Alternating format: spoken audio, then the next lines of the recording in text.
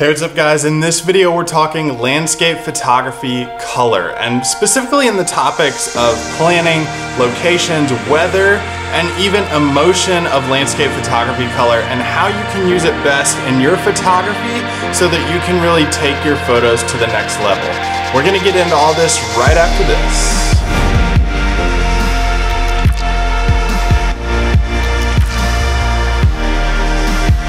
Hey, what's up guys, and welcome into the video. On this channel we talk landscape photography, so if you are into landscape photography at all, consider subscribing below. Now in this video we're talking landscape photography color. How do you use color best in your photography? And this gets into a lot of very important topics of like photographic style and how do you plan for color and how do you use color best in your photographs, and we're going to be covering all of this so you can improve your photography overall. Now keep in mind, with color, it doesn't matter what your photographic style is. If you like huge, vibrant sunrises or lots of color dynamic in your photographs, you can still use color wisely. If you like muted tones where not a lot of saturation, you can use color wisely. You can use color in all forms of landscape photography. So first I want to talk about planning. Planning is really big when it comes to landscape photography colors, just because it's getting into the realm of knowing what to expect to see when you get to a location. And planning is huge for landscape photography too,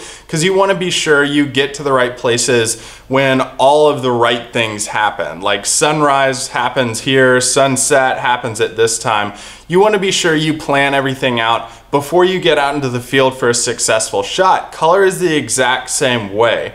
You want to know what colors to expect to see at any given time in different locations that you're going out to shoot in. So if I'm planning to go photograph a seascape on the eastern or western coast of the United States, that's going to look way different than a desert sunrise that I may plan out to go shoot. So you have to know what to expect before you even get there and start composing a vision in your mind of what your photograph might look like. Think about the colors that you may see. And a simple way to do this is doing a Google image search of any location that you may be going out to shoot in. So if you want to shoot in, say, like White Sands National Monument, you might look that up in Google, click on the images, and then scroll through some of the images that you see. This is going to allow you to see, okay, I'm gonna be shooting a lot of blues in this location. So how do I maximize the blues best when I get out there, and start formulating your plan ahead of time. Another really important way to use color wisely is knowing what the location needs to look like. Every location has like a different vibe. If I'm going out to shoot in Great Smoky Mountains National Park, it looks way different than something like Death Valley National Park. And I need to match the vibe with each location, with each photograph that I take in that place when I'm out shooting, because I want to represent the place correctly. I don't want to include crazy colors that aren't actually there, like completely changing a green tone to a yellow tone when that color doesn't really exist in that location. Every location has a general atmosphere that people expect to see when they go out to shoot it. So you want to be accurate with your photos when we're talking about colors in each location. So know your location, know the vibe, and this gets even back into planning again, planning what that location is supposed to look like in each season or in each weather type. Now speaking of weather, weather is also a huge factor when it comes to color and landscape photography, because weather definitely shapes color. Like if it's cloudy conditions, you're gonna get a lot more vibrant greens, or if it's just rained, you're gonna get a lot more vibrant greens in a location of your landscape. So you wanna be sure you know how to shoot colors in weather well as, you know, if you don't have inclement weather and it's just bright blue skies, what are you going to include in that photograph when you have clear blue skies? You need to know what the weather is going to be like and how you can use color in each situation. So if it's morning sunrise, you have a lot of pastel colors, usually oranges, reds, pinks. What do you pair with that? Usually something like opposite, something like a complementary color. So try to pair opposite colors on the color wheel when you get out to a location with weather or time of day. Like middays, we just talked about bright blue skies.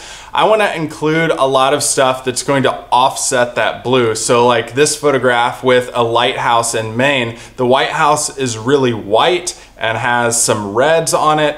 I want to be sure that at offsets from the blue so that the lighthouse really stands out within the photograph. What about like sunsets? They're a lot like sunrises. They're just usually a little bit more vibrant than sunrises. So pair complementary colors with that. But the most important factor in color and landscape photography, I think, is emotion. Now, emotion is kind of like what emotion does your photograph really invoke in somebody when they see that? So you want to think about, am I using really vibrant colors here? Well, what feeling does that show? Does it match what I'm trying to show in this photograph? Am I trying to show something really exciting and expressive? Then I'm going to use a lot more vibrant colors. Or am I instead trying to show a lot more chill vibes throughout the day? That's going to be a lot more muted colors to kind of calm down the high saturations or high vibrance of the exciting photographs that people shoot. So I really want to think about this, and you can use this to do like moody photographs that have maybe a lot of fog in them, a lot of fog hanging around in the valley that kind of shows, you know, this was kind of a dramatic scene. It's a moody scene that you can have showing with color. A lot of those darker color tones in your photography reveal that emotion. And then also even black and white photography can reveal a really specific type of emotion, and it's really using no color at all. It's just using black and white tones to represent a location. But I think that has a spot in this discussion as well, is using black and whites to really show a emotion or a tone. Maybe it was a really gray, gloomy day that you kind of felt a little bit down. You want to show that in your photography. Use those color tones to help you bring out a lot more depth in your black and white photography too, creating a lot of contrast in those colors so that you can really separate tones out and express this different kind of emotion in your photography using black and whites. Using these tips on colors can really benefit your landscape photography and kind of take them to the next level, because it really shows the people who see your photographs like this person's put in a little bit extra work. You don't just show up to a landscape and you're like, whoa, there's some purples, there's some oranges, that might look cool together. No, you put in the work. When you start seeing these colors next to each other and in the same spot, and when you get in touch with what kind of emotion you want to show in it and how do you represent the landscape well, then people really start making a connection with your photography overall, because they see and they feel the same things you feel, even though you're just using the colors that you've studied, that you know are available, and that you know how to pair together. I get really excited when the right colors come together, but I get even more excited when I planned everything out and I know what I'm going to see when I get there. And the proof is right there in front of me. I can get there and shoot that same spot with the colors that are available. And hey guys, remember to subscribe to this channel below if you're into landscape photography at all, or if you just want to learn more about landscape photography. If you want to comment, feel free to do that. What's your favorite time of day or favorite weather type to shoot in? Mine personally is in rainy conditions, because I love waterfall photography. That's like my main thing.